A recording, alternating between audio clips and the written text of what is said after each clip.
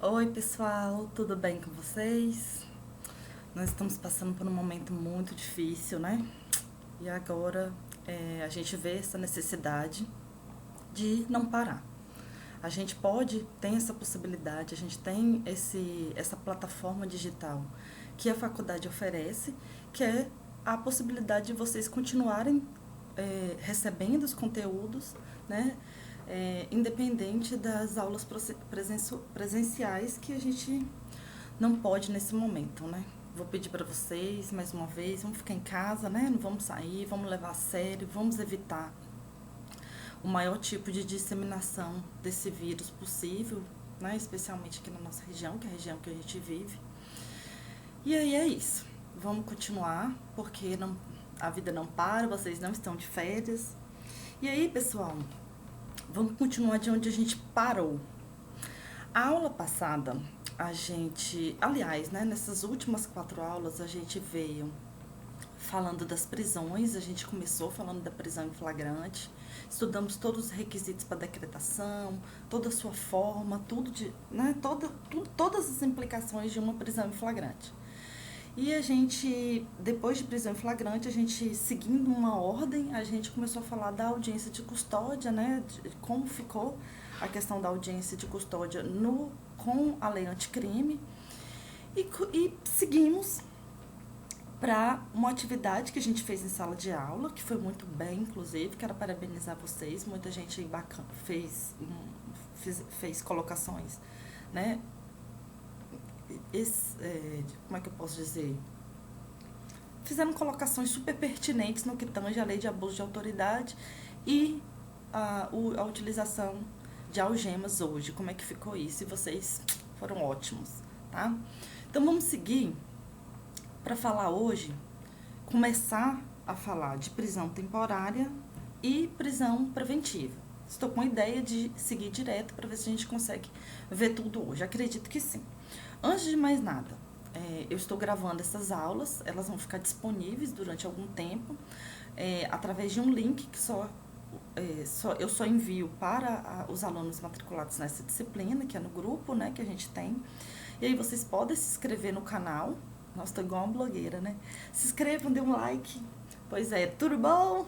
Não, não é isso. Vocês vão se inscrever para vocês poderem comentar embaixo, deixar suas dúvidas, suas considerações. Estamos aqui, é uma novidade para mim também, essa coisa de gravar. Vocês sabem que eu não fico muito à vontade em câmera, eu já falei isso para vocês 1000 vezes, que eu não tenho vocação para blogueirinha, mas a gente tem que fazer em momentos de exceção, a gente age de forma excepcional também, né? Então tá, então vocês deixam as dúvidas, possíveis dúvidas, ou sei lá, comentário, enfim, qualquer coisa que vocês acharem que vai acrescentar aí pra gente tentar fazer o melhor trabalho possível, que eu vou responder todos, tá bom? E vamos começar. Pessoal, vocês têm um PDF, minha janelinha aparece aí pequenininha para vocês, e vocês têm um PDF no qual vocês vão acompanhar o que eu quero dizer como se fosse um quadro. Por que eu escolhi esse formato? Porque eu acho que fica mais interessante para vocês acompanharem como se eu estivesse escrevendo no quadro, tá? O que não tiver aqui que eu vou falando, vocês dão pausa, anota, ou seja, vai ficar bem bacana pra gente conseguir seguir com o nosso assunto, com o nosso conteúdo. Beleza? Beleza. Então a gente começa com prisão temporária. Pessoal, a prisão temporária ela está prevista na Lei 7.960 de 1989, né, um ano aí após o advento da Constituição Federal de 88. E embora a gente tenha, até hoje, inclusive ano passado, o STF se reuniu ali, acho que foi no dia 15 de agosto, né, para discutir essas questões da decretação da prisão temporária, né, em virtude de uma ADI, uma ação direta de inconstitucionalidade, que foi promovida por uns partidos políticos. Foi a ADI 3360 e a ADI 4109. E aí, até o momento não houve declaração de inconstitucionalidade dessa lei. Então, o que eu posso dizer é uma prisão constitucional, hoje pacífica na jurisprudência, né? Só que em sede doutrinária, há quem sustente uma inconstitucionalidade formal dessa prisão temporária, tá? Tem quem questione a material também, eu vou passar para vocês. Por que que alguns doutrinadores entendem que teria uma inconstitucionalidade formal? Pessoal, essa lei, ela é proveniente de uma medida provisória. Foi a medida provisória 111 de novembro de 1989, que foi convertida nessa lei, Lei 7.960 de 89. A gente sabe hoje que medida provisória não pode tratar sobre direito processual penal. Isso está lá no artigo 62, no parágrafo 1º, a linha B da Constituição Federal. Mas isso só ficou expresso na Constituição depois da emenda constitucional 33 de 2001. Então, entre 89 e 2001, não havia essa vedação expressa. Por isso que há quem sustente esse vício de origem, né? Por isso que ela seria formalmente inconstitucional. Só que a jurisprudência do STF, naquela época, entendeu que a conversão da medida provisória em lei faria perder o objeto da ação de controle de constitucionalidade e não reconheceu esse vício de origem, tá? Sobre a inconstitucionalidade material, há quem afirme, um desses doutrinadores que afirma sobre essa inconstitucionalidade material seria o Aury Lopes Júnior. E aí ele entende que a prisão temporária seria um reavivamento do que existia na época da ditadura, que é aquela prisão para averiguações, né? O que é incompatível com o nosso sistema democrático de direito. E aí a jurisprudência também hoje não admite esse argumento, né? Até porque aquela prisão para averiguações na época da ditadura era feita sem autorização judicial. E o que acontece aqui? Ela é feita por decisão judicial devidamente fundamentada. Então, essa inconstitucionalidade material também não foi admitida pela jurisprudência. Ok? Então, feitas as considerações iniciais sobre essa prisão temporária, a gente segue para explicar para vocês sobre os requisitos para decretação. A gente vai estudar praticamente a lei toda, ela é pequenininha, e aí a gente vai estudar tudo conforme a doutrina vem trazendo, tá bem? E aí a gente começa, pessoal, falando sobre o artigo 1º da Lei 7.960 de 89, que é a lei da prisão temporária. Essa aí que eu coloquei no quadradinho para vocês. Vocês podem acompanhar comigo. Ela tá toda aqui, eu coloquei ela na íntegra para eu ir explicando para vocês e fazendo as considerações sobre cada inciso. Então, os requisitos para a decretação da prisão temporária, elas estão previstas no artigo 1º em seus incisos, ok? Então, a gente começa falando o seguinte: quando caberá a prisão temporária? Caberá a prisão temporária quando imprescindível para as investigações do inquérito policial. Primeira observação, é uma prisão que somente pode ser decretada no bojo da investigação criminal, ou seja, durante um processo não há que se falar em temporária. Ok? E se for outra modalidade porque a lei é muito clara, ela diz inquérito policial, mas e se for outra modalidade de investigação, vai caber? Pessoal, tem se entendido que sim, né? Porque cabe analogia no processo penal e aqui não temos aquela restrição antiga da analogia em Malam Partem. Então, se a gente estiver falando de uma investigação direta pelo Ministério Público, também caberia prisão temporária e esse é o entendimento hoje. Ok? Seguindo. O inciso 2 diz o seguinte: quando o indiciado não tiver residência fixa ou não fornecer elementos necessários ao esclarecimento de sua identidade. Pessoal, são duas hipóteses alternativas aqui nesse inciso 2. Ou ele não tem residência fixa, ou ele não oferece elementos para esclarecer sua identidade. Não basta dizer que não tem identidade para decretar prisão. Não é isso. Lembre-se que prisão é um último caso, é extrema ratio. A gente já falou isso nas aulas passadas. A prisão hoje no processo penal, ela é exceção. A regra é liberdade. Então, se houver outras alternativas de se obter essa identificação, se obter a identificação desse sujeito, não há que se falar em prisão. Primeiro eu vou tentar a identificação civil, depois a criminal, que é aquela fotográfica, datiloscópica, genética. Somente se não for possível a identificação que vai caber a prisão temporária. Ok? Beleza. Vamos seguir para o inciso 3. Se não houver fundadas razões, de acordo com qualquer prova admitida na legislação penal, de autoria ou participação nos seguintes crimes. Pessoal, indícios de autoria e participação nesses crimes que a gente vai ler nessas alíneas. e explicar, ok? Então, se houver fundadas razões, de acordo com qualquer prova admitida no processo penal, de autoria ou participação nesses crimes que estão relacionados nessas alíneas que a gente vai estudar. Vamos lá. A linha A, homicídio doloso. Pessoal, o que acontece aqui? Ele vai excluir, portanto, expressamente, a possibilidade de prisão temporária em crimes culposos. Também não vai caber naqueles casos do parágrafo 1º do artigo 121, que é o homicídio privilegiado, aquele por relevante motivo social, moral, enfim, ou sob domínio de violenta emoção ou paixão, ou logo após injusta provocação da vítima. Então, esse caso, que é o homicídio privilegiado, também não cabe prisão temporária, ok? Só no homicídio doloso. A linha B, sequestro ou cárcere privado. Esse aqui é aquele contra menor, fica mais de 15 dias no poder da vítima, ou no poder do autor, do agente, etc.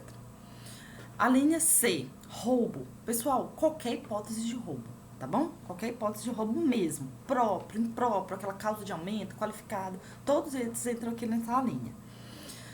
D, extorsão. Pessoal, não consta o parágrafo 3º, porque na época não existia. Na época que essa prisão temporária foi publicada, não existia essa extorsão, aquela extorsão do parágrafo 3º, né? Extorsão com cerceamento de liberdade, que é aquele sequestro relâmpago que foi introduzido depois. F, estupro. Pessoal, onde eu tô? Extorsão mediante sequestro. Extorsão, a linha E, desculpe. Extorsão mediante sequestro, que é aquela que eu vou cercear a liberdade da vítima para fins de resgate. A linha F, estupro. Esse estupro hoje, que ele diz aí, é o artigo 217A, que é aquele estupro de vulnerável. A linha G, atentado violento ao pudor. Pessoal, esse crime não existe mais no nosso ordenamento jurídico, tá? Esse atentado violento ao pudor, vamos lembrar, não existe mais no nosso ordenamento jurídico. Ele foi tacitamente revogado. Lembrando que não houve abolício crimes, não, tá? Esse fato, o atentado violento ao pudor, continua a ser criminoso. O que aconteceu? Foi aquela migração para o tipo penal do estupro. Foi tudo por 213, tá? Só lembrando a vocês. Então, atentado violento ao pudor, separado, não existe mais. Ele migrou, é como se ele estivesse junto da linha F.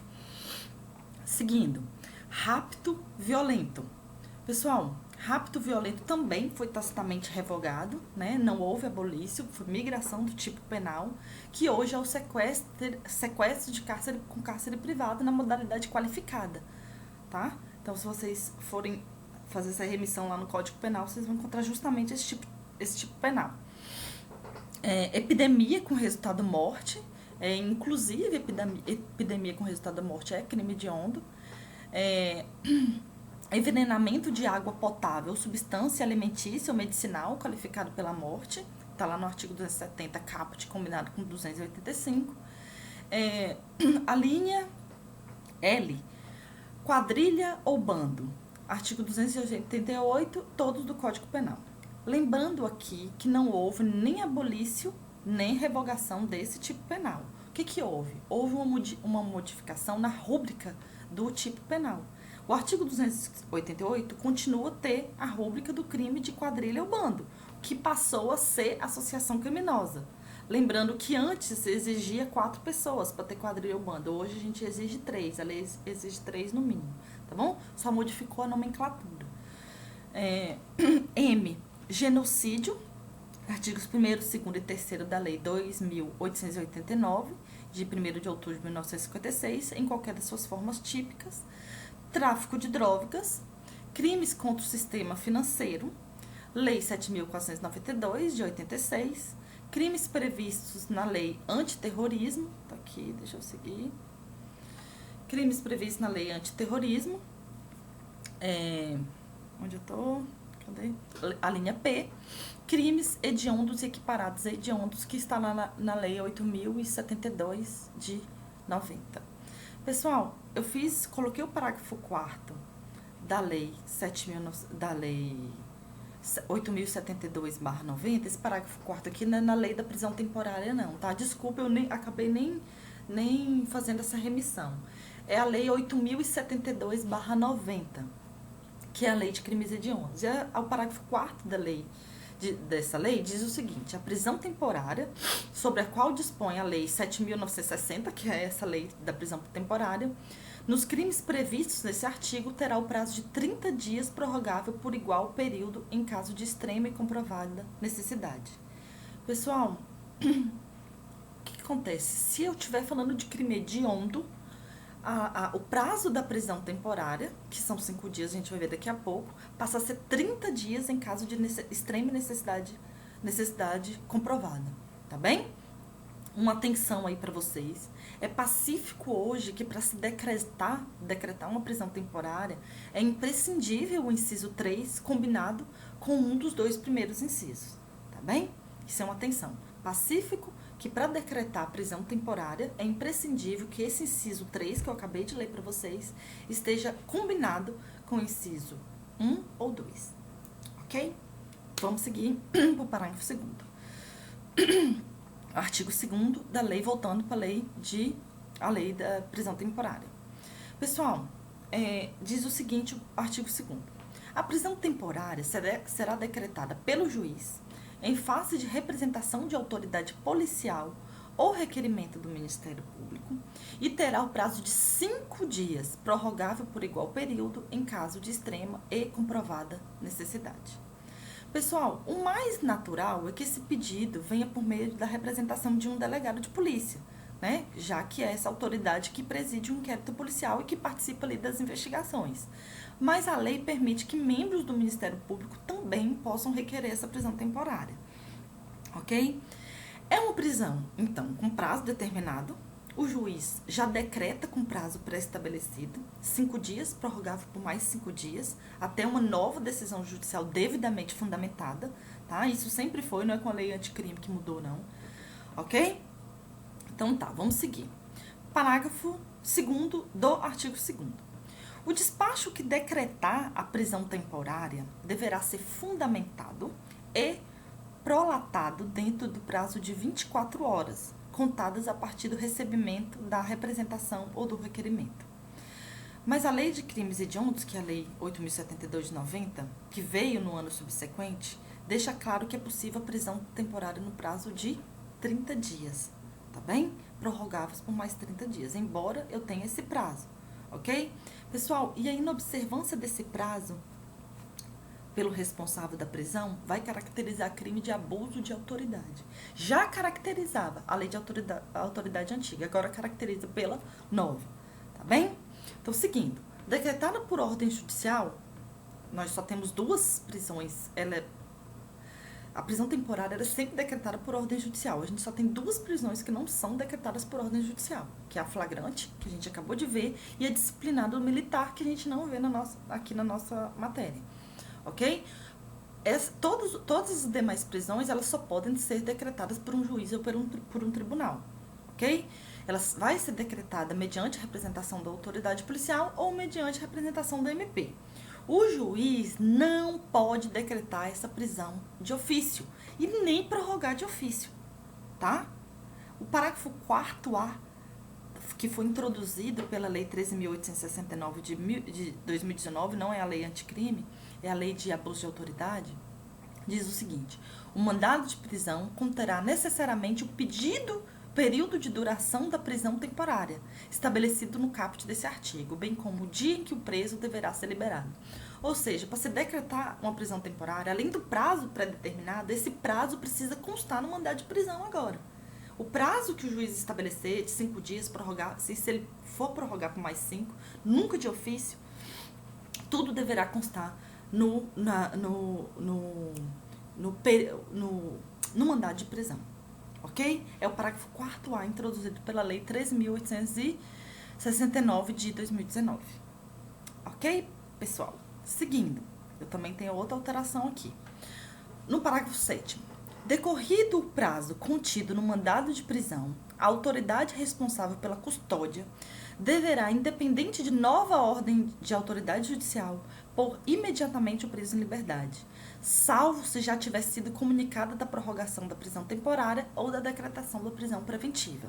Porque a prisão temporária, ela pode ser convertida em preventiva, obviamente estando presentes todos os requisitos que a gente vai estudar daqui a pouco. Mas sempre muito bem fundamentado. Então, se o juiz for prorrogar a prisão temporária, a requerimento da autoridade policial ou do MP, ele precisa fundamentar e ser antes de expirar desse prazo, dos primeiros 5 dias. Entendeu? Prorrogar prisão sem motivo, né, não executando o alvará de ofício e desrespeitando o prazo legal, vai para a lei de abuso de autoridade, que é a lei 13.869. Ok? Parágrafo 8º. Inclui-se o dia do cumprimento do mandado de prisão, o cômputo do prazo da prisão temporária. Pessoal, também foi alterada pela Lei 13.869, de 2019, mas a gente já tinha na doutrina, já tinha entendimento doutrinário, e eu já falava isso para os alunos dos semestres anteriores dessa matéria, que essa prisão ela é processual.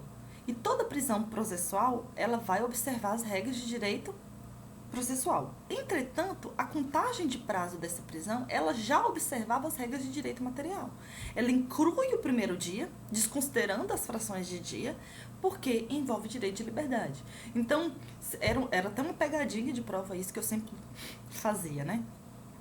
Como não estava expresso na lei, eu dizia, gente, esse prazo é processual de prisão? É processual, mas como se trata, como se envolve um direito fundamental de liberdade, a prisão, o prazo processual vai ser contagem de direito material. E como funciona a contagem de direito material? Sempre incluindo o primeiro dia, desconsiderando as frações de dias, o que significa dizer que se o cara foi preso segunda-feira, 6 da manhã, vai computar o primeiro dia, segunda-feira. Se ele foi preso 11h50 da noite, vai computar o primeiro dia, que foi o dia que ele foi preso. Ok? É isso que é desconsiderar as frações de dia. E é isso que hoje está expresso no parágrafo 7º. Tá bem? Parágrafo 7º não, desculpa. Parágrafo 7º a gente já leu. Parágrafo 8º, que é a questão de incluir-se o primeiro dia do cumprimento do mandato da prisão no cômputo do prazo da prisão temporária. O que está dizendo? Expressando que essa contagem vai obedecer às regras de direito material, embora a prisão seja processual. Tá, pessoal? Vamos lá, seguindo. Seguindo. Prisão preventiva. Pessoal, nós finalizamos a prisão temporária. Ela é curtinha. A gente precisou aí de 22 minutos para falar sobre ela. Já falamos todos os requisitos, até porque se vocês forem ver a lei, é uma lei bem pequenininha. Mas nosso maior desafio é a prisão preventiva. Pessoal, eu pensei, se eu estivesse na sala de aula, eu ia dividir o quadro no meio e fazer um comparativo entre as duas. Vocês sabem que eu gosto dessas coisas. Mas eu não sei fazer isso aqui no PDF. Vocês já sabem que eu sou do tempo da pedra, da máquina de escrever. E não riam, tá? Da professora de vocês, que tá aqui fazendo um esforço para gravar essa aula. E aí, eu resolvi fazer separadinho mesmo. Mas nada impede que vocês façam no caderno de vocês esse comparativo. Tá bem? Enquanto a lei da prisão temporária ela está prevista numa lei especial, a prisão preventiva está prevista no Código de Processo Penal. Ela encontra-se amparada nos artigos 311 seguintes, especificamente, porque a gente tem nas disposições gerais que a gente vai ficar falando, né? Trazendo na hora que a gente for falar. É uma prisão que, diferente da prisão temporária, ela cabe tanto na fase de investigação quanto na fase processual, desde que não tenha havido trânsito em julgado, tá? Então, ela vai caber, inclusive, em segundo grau, se não tiver trânsito em julgado. E ela tem prazo indeterminado. Pessoal, o que significa dizer isso? Significa, o preso vai ficar indeterminadamente preso? A gente vai ver que não. Que a gente vai ter teve uma alteração pela lei anticrime, que um prazo de 90 dias o juiz precisa revisar. A gente vai estudar isso separado. O que eu tô querendo dizer para você é que na decisão o juiz não estabelece um prazo, tá bom? Essa prisão, ela observa o que a gente chama de teoria da imprevisão, né? Aquela cláusula rebus sic stantibus, sei lá como é que fala? Rebus sic stantibus. Pronto. Tô falando como se escreve, né? Ou seja, mantém-se o regramento jurídico enquanto mantém-se o suporte fático. Ou seja, eu vou manter a preventiva enquanto estiverem presentes os requisitos que autorizam a preventiva. Ok? Cessados esses requisitos, o juiz, ele revoga a prisão. Tá bem? Então tá, vamos seguir. A gente começa no artigo 311 do Código de Processo Penal. Vocês podem acompanhar comigo aqui ou podem abrir o código de vocês, né? Não vou interferir nessa parte individual de cada um. Pessoal, é muito difícil dar aula sem ter essa interação, sem ter vocês rindo das minhas piadinhas sem graça, sem ter vocês trocando energia, né? É muito difícil, mas tô tentando, eu juro que eu tô tentando. Talvez não esteja aquela aula que tão, né, prazerosa, mas paciência, né, gente? Vamos seguir. Artigo 311. Em qualquer fase da investigação policial ou do processo penal, caberá prisão preventiva pelo juiz, a requerimento do Ministério Público, do querelante ou do assistente, ou por representação da autoridade policial. Redação dada pela Lei 13.964 de 2019. Para quem não sabe, é a lei anticrime, que entrou em vigor, teve 30 dias de vacácio, entrou em vigor 23 de janeiro de 2020 agora, tá? Pessoal, vamos recapitular o que eu já disse um pouquinho lá na aula para vocês. Antigamente, a prisão preventiva era decretada de ofício somente na fase processual. Antes de 2011, eu falei isso na sala para vocês, podia ser decretada em qualquer fase, certo? Depois de 2011, da reforma de 2011, ela passou a poder ser decretada de ofício somente na fase processual. Na investigatória, não. Então, quando eu dava aula semestre passado, eu dizia, pessoal, a prisão temporária não cabe decretação de ofício. A prisão preventiva cabe decretação de ofício só na fase processual. Hoje, como ficou com a lei anticrime? Não pode ser decretada de ofício em nenhuma fase. Nem na processual, nem na fase investigatória. Por quê? A crítica que já se fazia naquela época, é que o juiz assume, esse sistema do juiz decretar uma prisão de ofício, ele assume um papel de juiz acusador, o que é incompatível com o nosso sistema penal acusatório, ok? Nós não temos um sistema inquisitório, nós temos um sistema acusatório, e isso hoje já está expresso com a lei anticrime. Então é por isso, tá bom? O juiz, então, hoje não poderá decretar medida cautelar ou real alguma de ofício, né? Tampouco pode converter uma prisão em flagrante ou temporária ou preventiva, já que isso é como se fosse decretar de ofício. Então, ele não pode nem converter automaticamente, tá bem? Beleza. O artigo 282, que é o que determina isso que eu acabei de falar para vocês, isso aí voltando, tá, pessoal? A gente não tem como estudar preventiva na ordem certinha, porque eu volto e meio eu preciso falar das disposições gerais lá das prisões cautelares. Então, o que determina esse artigo 282? O que eu acabei de falar para vocês. No caso de descumprimento de uma das obrigações impostas, o juiz, mediante requerimento do Ministério Público ou de seu assistente ou querelante, poderá substituir a medida, impor outra incumulação ou, em último caso, decretar prisão preventiva nos termos do parágrafo único do artigo 312 desse artigo. Seguindo, parágrafo 5º. O juiz poderá, de ofício ou a pedido das partes, revogar a medida cautelar ou substituí-la quando verificar falta de motivo para que subsista, bem como voltar a decretá-la se sobrevierem razões que a justifiquem. Todas essas redações alteradas pela lei anticrime. Pessoal, essa proibição legal da prisão cautelar, da prisão de ofício, ela vale também para os casos de revogação da medida preventiva, da cautelar diversa, né? E aí, eu tenho cautelares diversos que a gente vai estudar daqui a pouquinho no artigo 319. Imagina aí que o juiz decretou a proibição de frequentar determinados lugares. E aí, o juiz revoga essa cautelar por um motivo ou outro, que a gente vai estudar depois, e decreta a prisão preventiva, de substituição dessa cautelar por uma mais grave, né?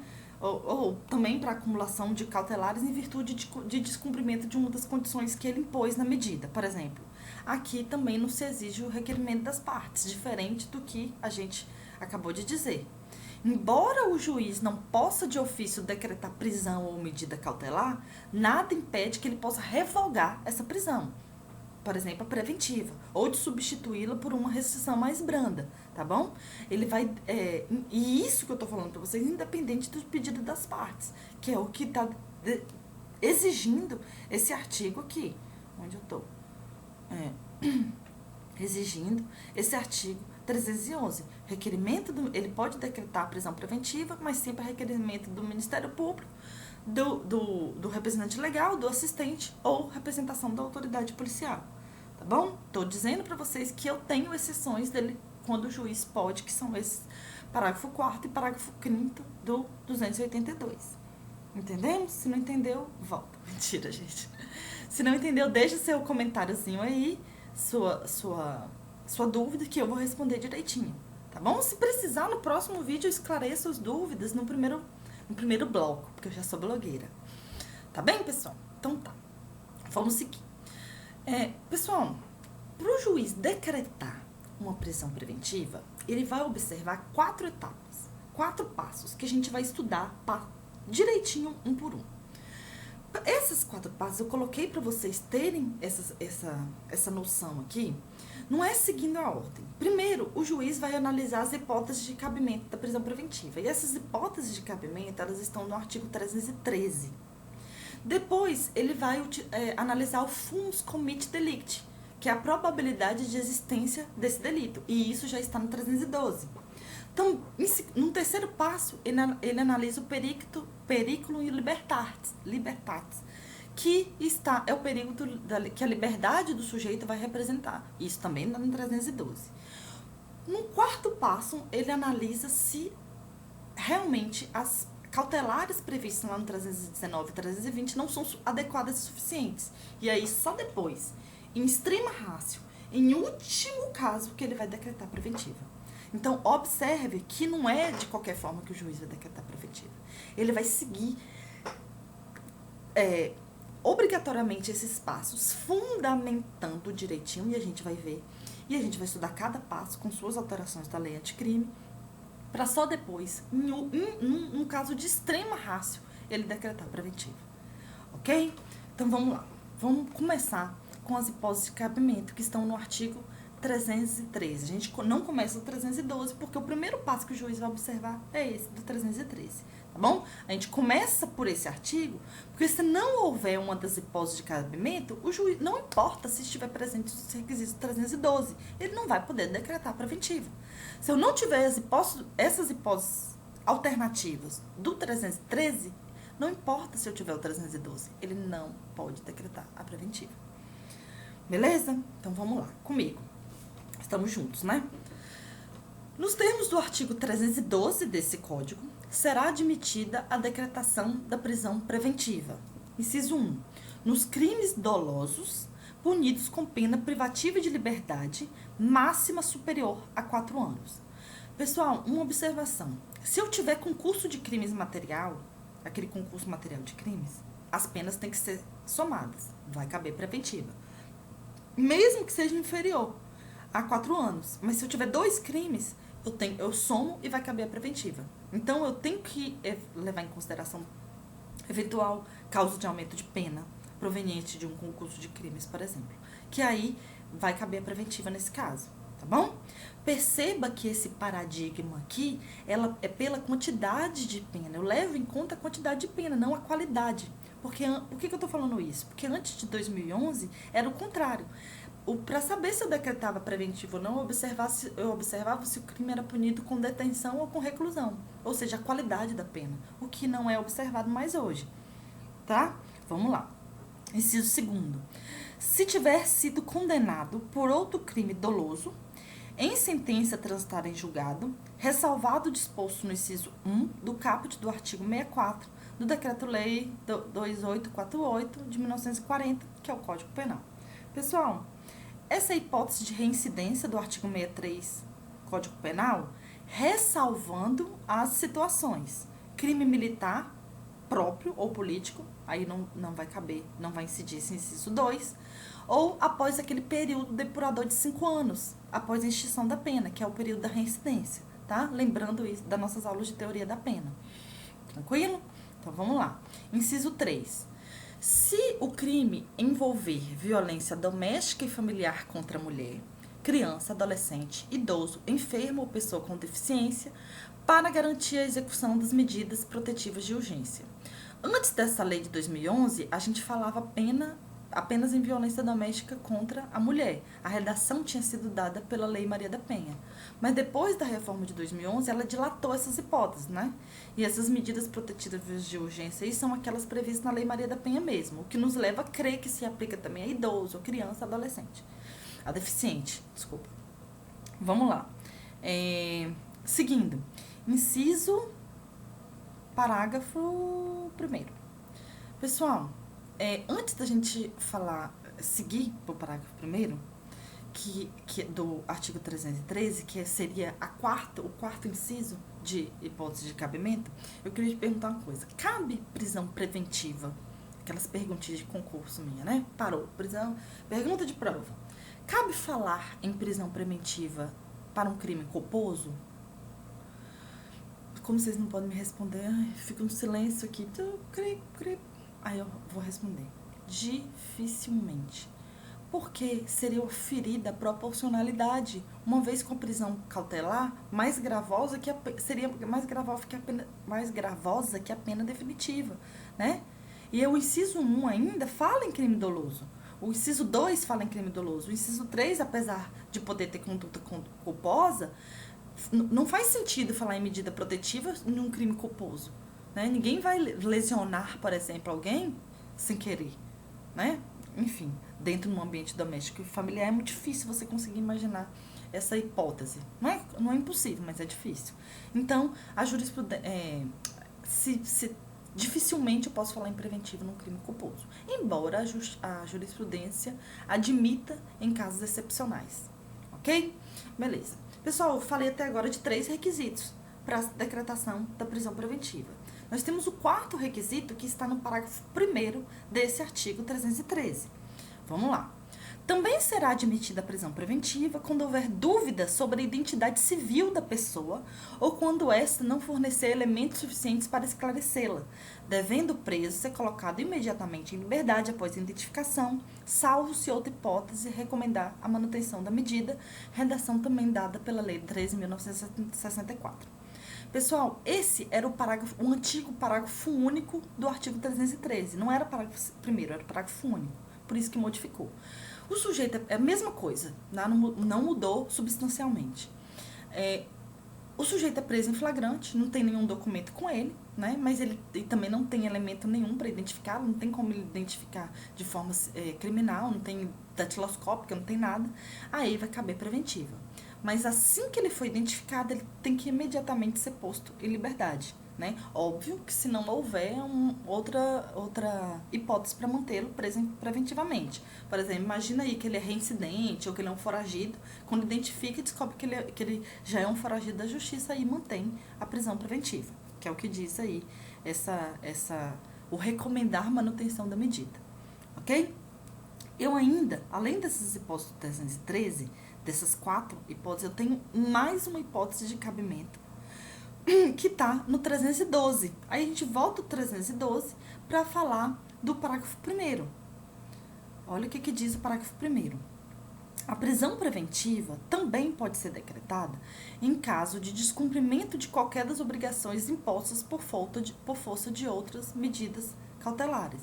A gente acabou de falar isso lá no 282, quando a gente falou. Então, se o juiz, por exemplo, determina uma proibição de se aproximar da vítima a 200 metros, por exemplo, e ele descumpre essa medida, e o juiz entende que por descumprir essa medida cautelar, cabe a prisão preventiva, então é admitido também como requisito. Seria um 5º requisito para a gente da prisão preventiva. Tá bom? Era um antigo parágrafo único, né? O sujeito descumpre a medida cautelar alternativa à prisão, que é uma daquelas 319 e 320, aí o juiz acaba por decretar a prisão preventiva. Ok? Beleza, nós falamos do primeiro passo, que é o cabimento, quando é que cabe a prisão preventiva. A gente passa agora para o segundo passo. Qualquer coisa, vocês voltam lá onde eu já decorei, onde eu anotei para vocês. A gente estudou todas as hipóteses de cabimento da prisão preventiva. E o juiz, quando for decretar a prisão preventiva, ele vai analisar essas 5 hipóteses que a gente estudou. No segundo passo, a gente passa por fumus comit delicti. Vou falar certo, né, que eu tô falando errado. Fumus comit delicti, falando em latim, porque também falamos em latim aqui. Pessoal, o fumus comit delicti está no artigo 312. E vamos ler aqui bonitinho, que é o que a gente chama de fumaça do cometimento do delito, né? A probabilidade que a gente tem de o sujeito ter cometido o delito. Probabilidade, não é certeza. 312. A prisão preventiva poderá ser decretada como garantia da ordem pública, da ordem econômica, por conveniência da instrução criminal ou para assegurar a aplicação da lei penal. Isso aí a gente vai estudar separadinho depois, que é o periculum in libertatis, quando houver prova da existência do crime. Pessoal, existe uma probabilidade, um juízo de probabilidade que não é certeza do sujeito ter cometido o crime? Existe. Então, somado com um daqueles 5 requisitos que a gente leu, o juiz vai poder decretar a preventiva, né? Obviamente que observando o terceiro passo que a gente vai ler agora, tá? São todos os 4 passos que a gente vai ler, um por um, tá bom? Então, 312 caput. Quando houver prova da existência do crime, materialidade, indício de autoria, é aquele velho binômio que a gente chama de justa causa da investigação criminal, para se iniciar a investigação criminal. Lembra disso? Binômio necessidade, materialidade, indício de autoria? Pois é a mesma coisa aqui. Não é prova cabal, é indícios. Prova cabal a gente precisa para condenar. Aqui a gente precisa de indícios. Beleza? Segundo passo. Vamos para o terceiro passo. Periculum in libertatis. Não, é periculum in libertatis. Ficou aí sugestionada pelo direito civil. Vou falar do periculum in mora. Vamos por periculum libertatis. Pessoal, periculum in libertatis está no artigo 312 e a gente vai ler bonitinho. A prisão preventiva poderá ser decretada como garantia da ordem pública, da ordem econômica, conveniência da instrução criminal, assegurar a aplicação da lei penal, perigo gerado pelo estado de liberdade, indício suficiente de autoria e e perigo gerado pelo estado de liberdade do imputado. Vamos lá. Pessoal, o 312 traz o perigo que a liberdade do acusado represente. Basta que tenha uma dessas 4 hipóteses que eu vou ler para você, que a gente vai estudar bonitinho, tá bom? Uma dessas hipóteses combinada com os outros 2 passos que a gente já leu, que a gente já estudou. Vamos pelo começo, garantia da ordem pública. Pessoal, eu me surpreendi da lei anticrime não ter modificado essa expressão, porque é uma expressão que traz um conceito muito vago, muito indeterminado, que já era muito criticado na doutrina, já gerou muita polêmica, mas essa expressão foi mantida pela lei anticrime, infelizmente. Por quê? O que é garantia da ordem pública?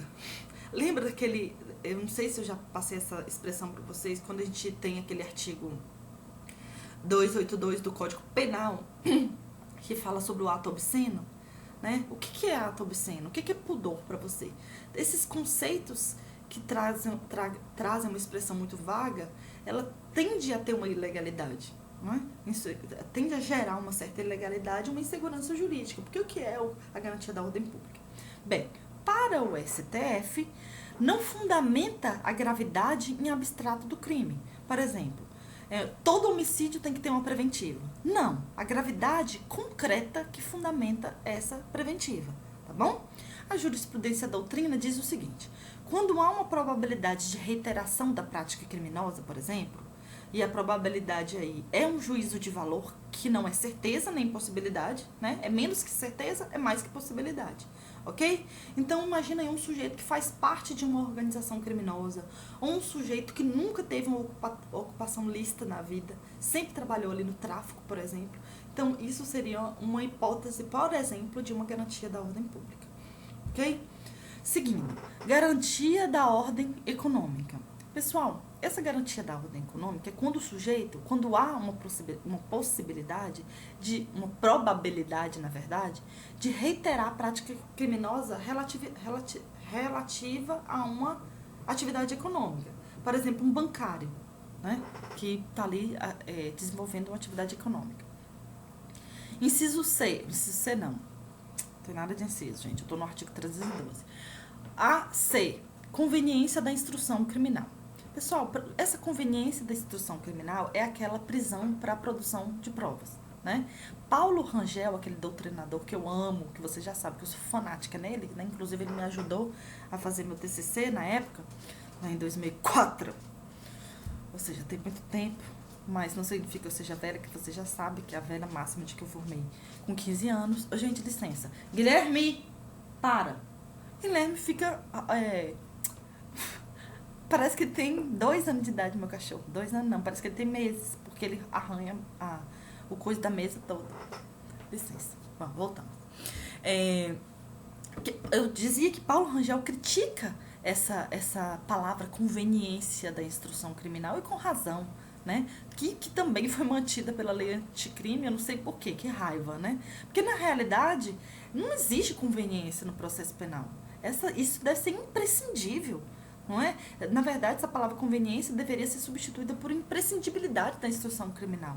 Prender quando a liberdade do sujeito vai ameaçar a produção de provas, não por conveniência. Tá? Então vamos imaginar aí que o autor começa a alterar elementos para perícia, e aí eu me lembro daquele caso dos Nardoni, que eles colocaram a fralda que tinha o sangue dentro do balde com que boa, e aí alteraram ali os elementos de prova para a realização da perícia, né? Ou no caso de uma pessoa começar a ameaçar, do sujeito começar a ameaçar testemunhas. Isso se encaixa aqui na conveniência da instrução criminal. E eu critico veementemente, junto com Paulo Rangel, essa expressão conveniência que infelizmente foi mantida pela lei anticrime. Vamos lá. D. Para assegurar a aplicação da lei penal. Pessoal, isso aqui é quando existe uma probabilidade de frustração de uma eventual pena que venha a ser aplicada para aquele indivíduo. É a velha história de probabilidade de fuga, tá bem? Ok? Beleza.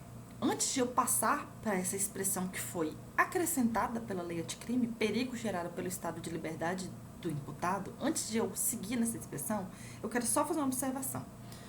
Vocês viram, né? A gente viu essas 4 hipóteses para a decretação da preventiva, elas permaneceram inalteradas. Não houve mudança da lei anticrime, tá? Garantia da ordem pública, da ordem econômica, conveniência da instrução criminal.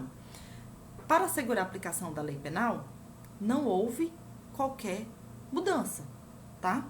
O que o pacote a lei anticrime trouxe pra gente?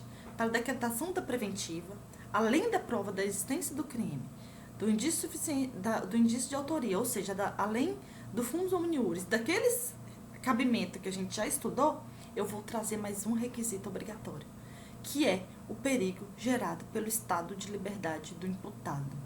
Pessoal, perigo aqui, que ele está dizendo, ele vai consistir numa situação em que está ameaçada a existência de uma pessoa ou de uma coisa.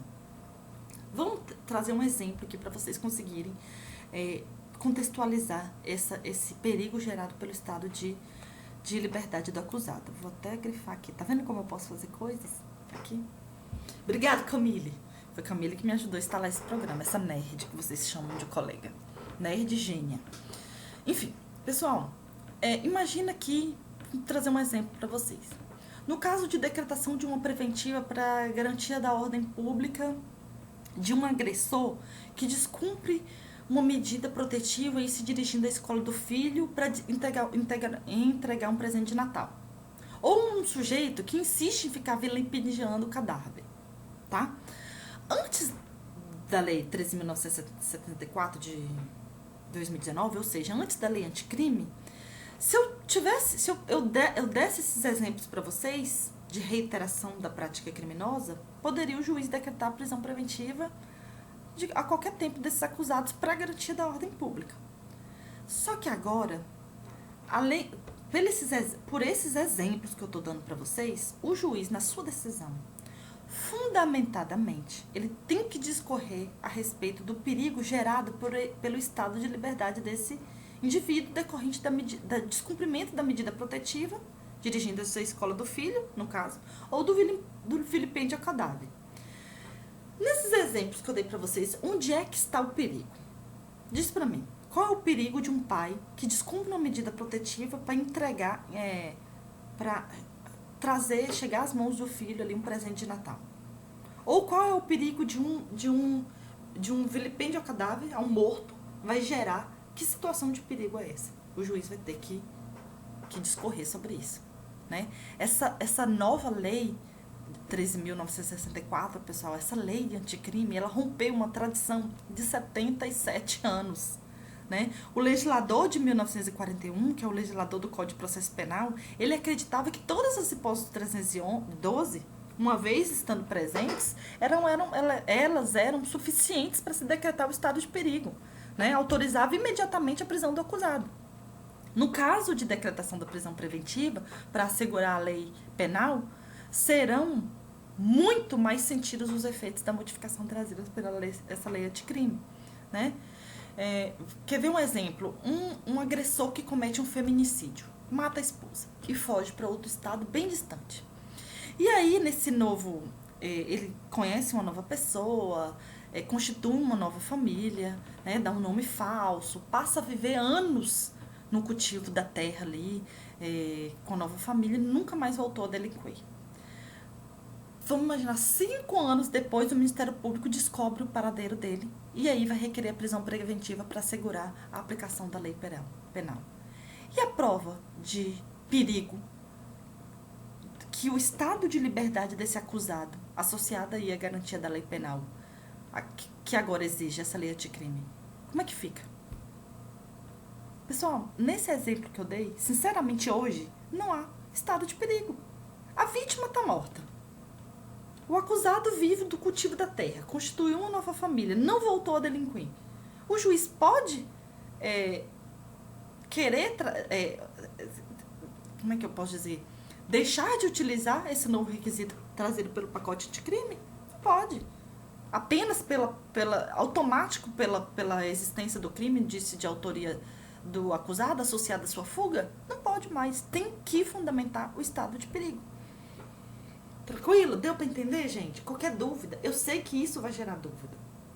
Porque eu mesma, nos meus estudos, fiquei assim, né? A gente fica meio bolado, né? Com esse novo requisito trazido pelo pacote anticrime, ele dificultou. Mas nada mais, nada menos do que fazendo valer a Constituição de 88. Modificando o Código Penal que a gente tinha de 1941, e eu já disse para vocês que foi o Código de Processo Penal, o legislador do processo penal estava sob a égide da Constituição Federal de 37, que era uma Constituição ditatorial, onde prisão era a regra e liberdade era a exceção. Então vamos desconstituir essa visão. E cada vez mais a gente tem que desconstituir, e a própria lei anticrime está trazendo essa visão pra gente. Ok? Pessoal, existe ainda uma outra hipótese trazida pelo Periclo Libertatis, que é o crime contra o sistema financeiro nacional, tá bom? Na Lei 7.492. Essa outra hipótese é trazida pela doutrina. Ou seja, vai caber prisão preventiva diante da magnitude da lesão produzida pelo sistema financeiro. Tá bem? Tranquilo, pessoal? Podemos seguir? Podemos. Eu estou ouvindo a voz de vocês. Sim, professora. Amamos vocês. Você é maravilhosa. Ah, obrigada, gente. Estou ouvindo vocês. Eu tenho que fazer uma piada, né? Mas seguindo, vamos lá. Pessoal, com o quarto passo para a decretação da prisão preventiva, não obstante todos esses requisitos que a gente já leu para vocês, todos, que não são muitos, que não são poucos, a gente tem um quarto passo que o juiz vai observar, que é a adequação e a suficiência. Se eu tiver todas essas hipóteses de cabimento que a gente estudou anteriormente, mais o fumus boniuris, o fumus comite delicti, periculum libertatis, todas as hipóteses, mas se as cautelares alternativas se mostrarem adequadas e suficientes, as cautelares alternativas do 319 e 320, se elas se mostrarem suficientes, o juiz não vai decretar a preventiva. Professora, como assim? Como assim? Sim. Se o juiz observar que, mesmo estando presente tudo isso que a gente narrou para vocês, garantia da ordem pública, periculo libertatis, cabimento, fomos indício de autoria, materialidade, mesmo assim, as medidas cautelares diversas da prisão preventiva se mostrarem suficientes e adequadas, ele não pode decretar a preventiva. E que medidas cautelares são essas? A gente vai ler só para vocês terem ciência disso, mas depois a gente até estuda separado as medidas cautelares diversas da prisão, tá? Vamos lá. Artigo 319. São medidas cautelares diversas da prisão. 1. Comparecimento periódico em juízo, no prazo e nas condições fixadas pelo juiz para informar e justificar atividades. É aquele comparecimento que pode ser mensal, pode ser bimestral, pode ser semestral, o juiz que vai determinar. Inciso 2. Proibição de acesso ou frequência a determinados lugares, quando, por circunstâncias relacionadas ao fato, deva o indiciado ou acusado permanecer distante desses locais para evitar o risco de novas infrações. Essa, pessoal, é aquela, por exemplo, vamos imaginar uma briga de torcida de uma torcida organizada aí de um time de futebol, né? E o indivíduo cometeu lesão corporal, aí o juiz proíbe de frequentar o estádio, por exemplo. Inciso 3. Proibição de manter contato com pessoa determinada quando, por circunstâncias relacionadas ao fato, deva o indiciado ou acusado permanecer dela distante.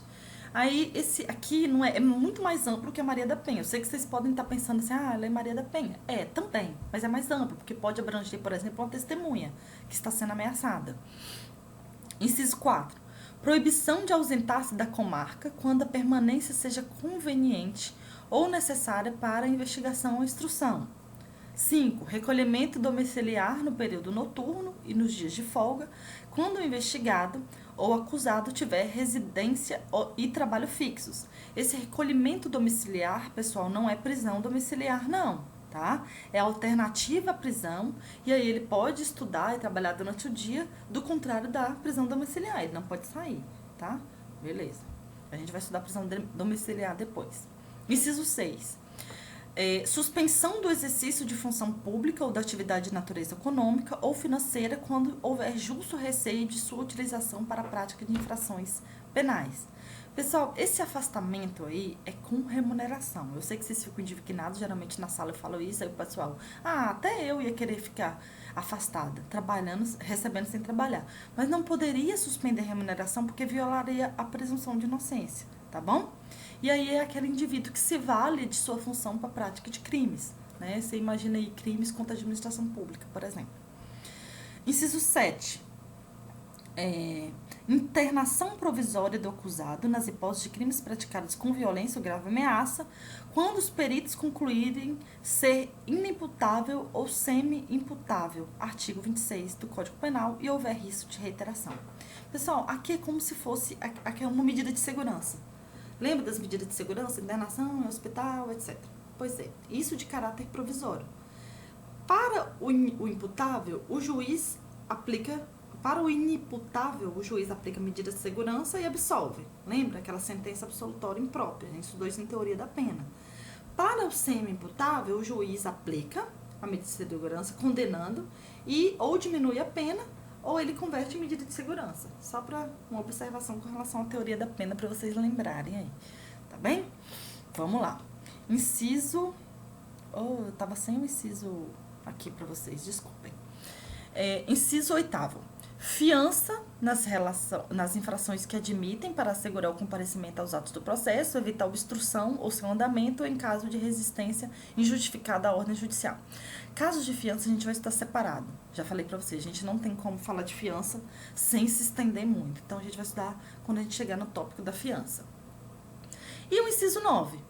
Monitoração eletrônica. É a famosa tornozeleira eletrônica que vocês já tanto ouviram falar, né? É um instrumento que pode viabilizar a concretização de todas as outras medidas, né? Por exemplo, o recolhimento domiciliar. Então, eu posso ter um recolhimento domiciliar combinado com o uso de monitoração eletrônica, por exemplo. Por último, pessoal, eu tenho aí a proibição de ausentar-se do país. Será comunicada pelo juiz às autoridades encarregadas de fiscalizar saídas do território nacional, intimando-se o indiciado ou acusado para entregar o passaporte no prazo de 24 horas. É a nossa última medida cautelar, que está no 320, que é a retenção de passaporte, tá? Se ele não entregar o passaporte no prazo de 24 horas, isso pode gerar uma preventiva, obviamente, combinado com todos os outros requisitos. Beleza? Beleza, pessoal. Só estando presentes todos os requisitos da preventiva e não sendo caso de uma dessas medidas cautelares diversas da prisão, é que se vai decretar a prisão preventiva, tá bem? E o parágrafo 6º, ele vai trazer isso aqui pra gente. A prisão, isso, eu tô continuando o 313, tá bem, pessoal? Nossa, tá uma confusão, né? Mas aí vocês acompanham com o código de vocês, que eu tive que fazer idas e voltas, porque não tem como seguir o ritmo certinho. Onde eu tô? A prisão preventiva somente será determinada quando não for cabível a sua substituição por outra medida cautelar. Observado o 319 desse código, e o não cumprimento da substituição por outra medida cautelar deverá ser justificado de forma fundamentada nos elementos presentes do caso concreto, de forma individualizada. Pessoal, essa é a redação do 282, parágrafos. Eu não coloquei aqui, eu vou colocar para vocês. Artigo 282. 282, tá igualzinho no quadro. Parágrafo 6º. Pessoal, esse artigo 282, parágrafo 6º, que é essa nova redação, ela é explícita, ela expressa uma necessidade que a gente já tinha antes, tá? Isso não é novidade da lei anticrime, não. A novidade é que ela tá expressa agora. Então, o juiz precisa justificar, precisa ser necessário o juiz justificar o porquê da não substituição da preventiva por medida cautelar diversa da prisão. Afinal, essa cautelaridade é um requisito essencial de toda e qualquer medida cautelar, né? Ela deve ser aplicada proporcionalmente, tá bom? Só que estando presentes todos os requisitos da prisão preventiva e não sendo adequado ou suficiente aplicar uma dessas cautelares do 319 e 320 que a gente acabou de ler, aí sim o juiz poderá decretar a prisão preventiva. Ok? Vamos voltar para o 312 agora. Artigo 312, parágrafo 2º.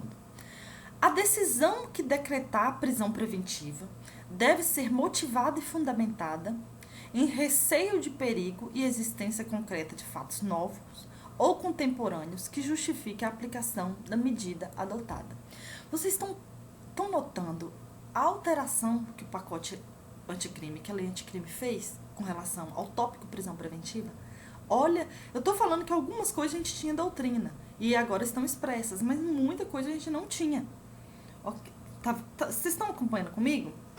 Então, né? Vamos pro 303, parágrafo 2º. Isso aqui, pessoal, eu já acabei de falar pra vocês. A gente já falou aqui no comecinho da aula, no decorrer da aula. 313. Parágrafo 2º. Não será admitida a decretação da prisão preventiva com a finalidade de antecipação de cumprimento de pena ou como decorrência imediata da investigação criminal ou da apresentação ou recebimento da denúncia. É aquilo que eu falei pra vocês. Tem que estar presentes todos os requisitos, tem que cumprir todos os 4 passos que a gente acabou de falar. Senão, não pode decretar a prisão preventiva. Tá bom? 314. A prisão preventiva em nenhum caso será decretada se o juiz verificar pelas provas constantes nos autos ter o agente praticado o fato nas condições previstas no inciso 1, 2 e 3 do artigo 23 do Código Penal. Pessoal, são as hipóteses de exclusão de ilicitude, legítima defesa, estado de necessidade, descumprimento de dever legal ou exercício regular de direito. Tá bom? Artigo 315. A decisão que decretar, substituir ou denegar a prisão preventiva será sempre motivada e fundamentada. Isso aí a gente já vem falando. E aí só tô lendo o que está expresso no artigo 315. Antes da lei anticrime, eu só tinha esse caput dizendo sobre a necessidade de fundamentação. Agora, eu tenho, além do caput, vários parágrafos sobre esse artigo 315. Pessoal, olha que importância. O que eu estou dizendo para vocês, antes da lei de crime, eu tinha o caput só do 315 dizendo sobre a necessidade de se fundamentar a prisão preventiva, que toda ordem de decretação, substituição ou denegação deveria ser muito bem fundamentada e motivada. Agora, o 315, a lei anticrime, acrescentou, criou parágrafos para o artigo 315, que a gente vai estudar agora. Olha o primeiro parágrafo do artigo 315, parágrafo 1º. Na motivação da decretação da prisão preventiva ou de qualquer outra cautelar, o juiz deverá indicar concretamente a existência de fatos novos ou contemporâneos que justifiquem a aplicação da medida adotada. Pessoal, agora a exigência é aplicável a toda medida cautelar, está no parágrafo 1º. Nós já falamos sobre o artigo 282, parágrafo 6º, sobre a necessidade de justificar o porquê da não substituição da prisão preventiva por cautelar diversa.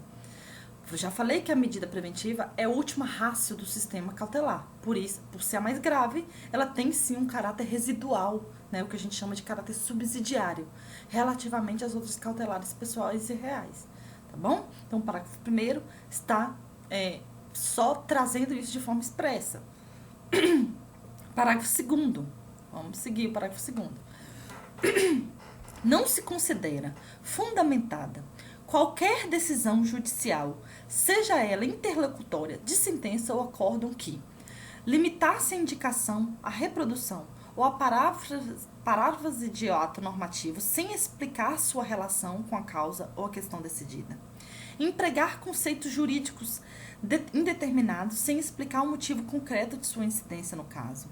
Invocar que se prestariam a justificar qualquer outra decisão. Não enfrentar todos os argumentos deduzidos no processo capazes de, em tese, infirmar a conclusão adotada pelo julgador.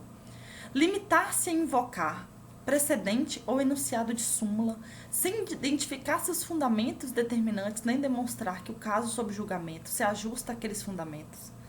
Deixar de seguir enunciado de súmula, jurisprudência ou precedente invocado pela parte, sem demonstrar a existência de distinção, ou, no caso, em julgamento, ou a superação do entendimento. Pessoal, é o seguinte, o que é? Eu estou com Petrúquio. O que a lei anticrime trouxe? É impossível, é injustificável decisões genéricas. Não tem a famosa decisão copiou e colou? Que a gente já viu, inclusive, na mídia? Então, é dessa que a gente está falando, tá? Não é permitido mais, não é admissível um sistema democrático que o juiz fundamente genericamente, que o juiz não observe súmula, que o juiz não copie e cole decisão de outro magistrado, copie e cole da internet, que ele não fundamente perfeitamente aí a decisão que ele vier a decretar, não seja em qualquer forma de decisão. E o próprio parágrafo 2º está dizendo, seja decisão judicial, seja decisão interlocutória, seja sentença, seja acordo. Tá bem? Isso ficou muito claro agora pra gente. Tá muito mais difícil pro magistrado agora fundamentar. Mas isso é imprescindível, né, no sistema que a gente vive. Ok? Então, críticas à parte, é isso que a lei anticrime veio trazer pra gente. Críticas dos outros, né? Porque eu não critico, eu achei maravilhosa essa alteração. Então, seguindo, vamos para 316. O juiz poderá, de ofício ou a pedido das partes, revogar a prisão preventiva se no decorrer da investigação ou processo verificar falta de motivo para que ela subsista, bem como novamente decretada se sobrevierem razões que a justifiquem. Ou seja, o juiz poderá, de ofício ou pedido das partes, revogar a preventiva. Agora, para voltar a decretá-la, ele pode, de ofício, porém, se sobrevier razões que a justifiquem, ou seja, fatos novos, todos aqueles requisitos que a gente acabou de ler agora, tá bom? Não é simplesmente do nada voltar a decretar, não. De ofício ele não pode decretar, de ofício o juiz não pode decretar uma prisão preventiva, mas ele pode novamente decretá-la de ofício sim, e é isso que diz o artigo 316. Cuidado com esse artigo, ok? Isso pode ser tranquilamente uma pegadinha de prova. Parágrafo único. Decretada a prisão preventiva, deverá o órgão emissor da decisão revisar a necessidade da manutenção de sua manutenção a cada 90 dias, mediante decisão fundamentada de ofício, sob pena de tornar a prisão ilegal. Pessoal, cuidado com esse artigo, com esse parágrafo único, tá? Não significa dizer que a prisão preventiva passou a ter prazo, não, determinado, igual a prisão temporária. A prisão preventiva continua tendo prazo indeterminado. Não é o juiz decretar a prisão por 90 dias, não é isso. O que vai acontecer é que ele vai reapreciar a necessidade ou não de manutenção da preventiva à luz daqueles requisitos que a ensejaram, que foram todos que a gente acabou de estudar, tá bom? É o dever de reanálise de seus fundamentos a cada 90 dias. É isso. Tranquilo? Pessoal, no material de vocês, eu vou deixar disponível súmulas importantes sobre o tema prisão preventiva, tá bem? E aí a súmula 21 do STJ, pronunciado réu, fica superada a alegação de constrangimento ilegal da prisão por excesso de prazo. Isso muda com relação aos 90 dias, tá bem? É possível, e aí eu explico para vocês, mas isso muda com relação a esse parágrafo único.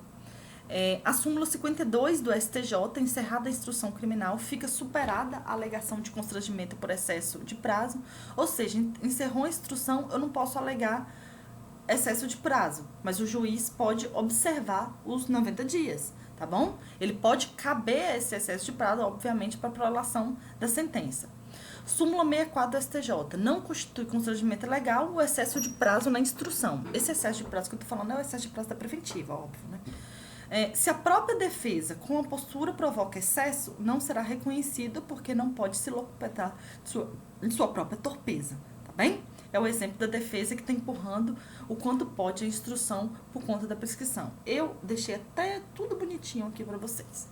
Que eu vou o link dessa aula e esse material escrito aqui que a gente mostrou no decorrer da aula, ele vai ficar disponível na 5ª aula do AVA. Tá bem, pessoal? Terminamos, hoje é sábado. Pra mim, né? Eu tô gravando essa aula no sábado. Eu espero que quando eu for dar o stop no vídeo, que eu saiba fazer. Vocês viram que eu não dei pausa, eu segui como se fosse uma aula ao vídeo, morrendo de medo de destruir tudo. Porque eu fui gravar a teoria da pena, a aula de outra disciplina que eu dou para outra turma. Eu gravei 56 minutos de aula.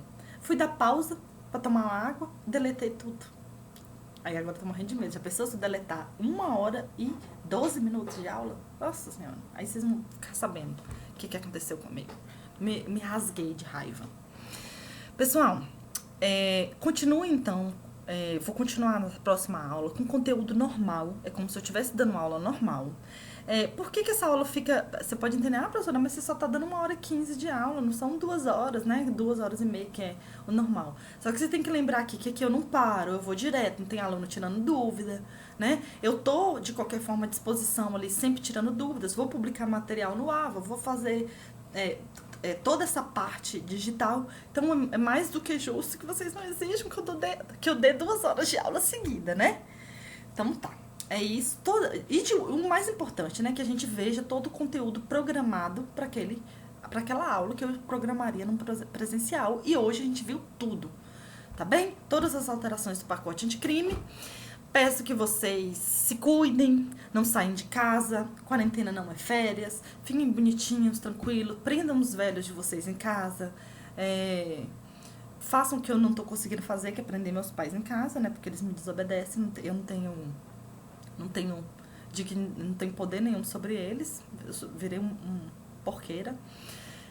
Mas eu tô quietinha em casa, não tô saindo, fico aqui, montei um estúdiozinho para gravar pra vocês. Eu tô me sentindo muito blogueira, vocês não têm noção. Deixa seus comentários aí, suas considerações. Se achar que precisa melhorar alguma coisa, pode colocar, não me importa. Vocês sabem que eu sou super adepta a críticas. Ou coloca no grupo, né? Tudo que a gente puder fazer pra me adaptar nesse momento, pra ser melhor para vocês, porque essa aula não é pra mim, ser melhor pra vocês eu vou fazer, tá bom? Um beijo, fiquem com Deus, bom fim de semana, se cuidem. A partir da semana que vem eu já quero disponibilizar link no dia da aula, então provavelmente eu vou gravar semana que vem na quarta de manhã ou à tarde, pra noite já estar disponível pra vocês não ficarem sempre com essa sensação de que vocês estão assistindo a aula naquele dia, tá bem? Hoje foi excepcional porque eu não tava conseguindo gravar, houve esse probleminha, mas agora tá tudo certo. Tá bom, gente? Um beijo. Estou com saudades de vocês. Que a gente se passe por isso o mais rápido possível, da melhor forma possível. Isso só depende da gente. Pela primeira vez, a gente pode salvar o mundo deitadinho dentro de casa, né? E ainda tem gente fazendo errado. Vamos fazer o certo. Beijos.